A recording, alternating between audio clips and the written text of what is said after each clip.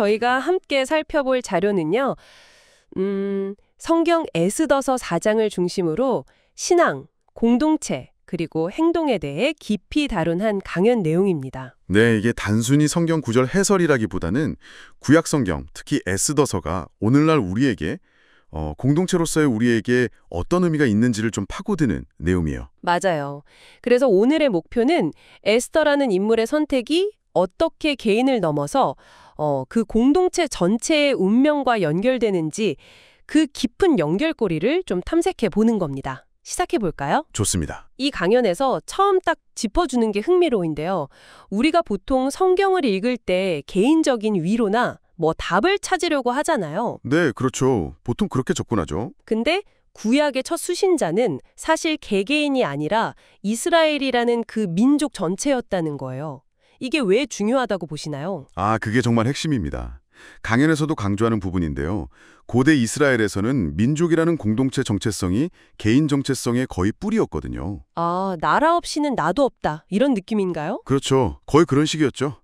민족의 운명이 곧 내 운명이다. 이렇게 직결되는 거예요. 예레미야 시대 보면 의인들도 민족 전체가 포로로 끌려갈 때 같이 고난받잖아요. 그런 역사가 이걸 보여주죠. 듣고 보니 정말 그렇네요. 다른 종교 경전들, 예를 들어 힌두교 베다나 이슬람 쿠란, 불교 경전 같은 경우는 주로 신과 개인의 관계, 개인의 깨달음, 여기에 좀 더 초점을 맞추는 것 같은데 네, 그런 경향이 강하죠. 구약은 유독 이 민족 단위의 서사가 중심이라는 게 좀 새롭게 다가오네요. 바로 그 점이 아주 독특한 부분입니다. 구약은 단순히 개인 구원 문제를 넘어서요. 이스라엘이라는 민족 공동체를 향한 하나님의 어떤 특별한 계획, 그 부르심, 소위 말하는 제사장 나라로서의 사명, 이런 걸 강조하거든요. 개인은 그 민족적인 소명 안에서 자기 역할을 찾는 거군요. 네, 그런 구조라고 볼 수 있습니다. 이런 공동체 중심적인 관점이 에스더 이야기에 이르면 정말 극적으로 나타나는데요. 근데 에스더서는 하나님 이름이 직접 안 나온다는 점에서도 좀 특이하다고 하죠. 맞아요. 강연에서도 그 부분을 언급하는데 탈무드 해석을 빌려서 이야기하더라고요.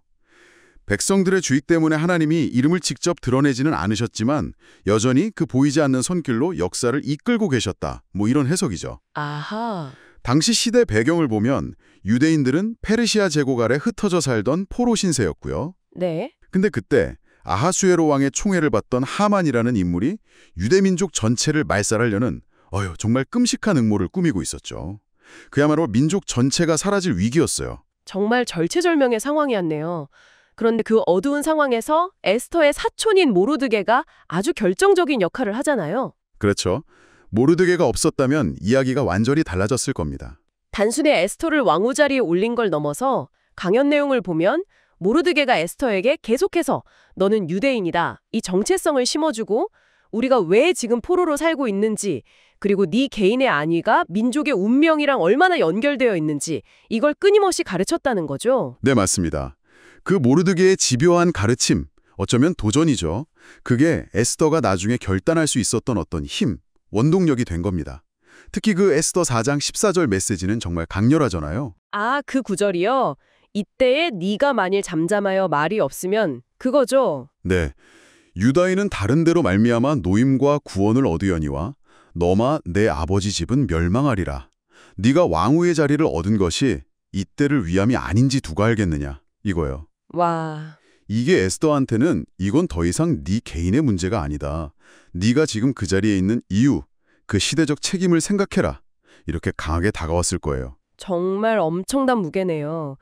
그 말에 에스더가 결국 죽으면 죽으리이다 하고 비장한 결단을 내리잖아요.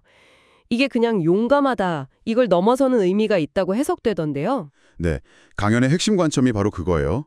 에스더의 결단은 그냥 갑자기 나온 용기가 아니라 모르드게를 통해 받은 그 신앙교육의 결과물이고 또 민족을 향한 하나님의 더 큰 그림, 그 구원 계획 안에서 자신의 역할을 딱 깨닫고 순종한 행동이라는 거죠. 희생이라기보다는? 그렇죠. 왕으로서 누릴 수 있는 모든 것, 부귀영화, 다 잃을 수 있는 상황이었잖아요. 그런데도 개인의 안위보다는 민족의 생존을 택한 거죠.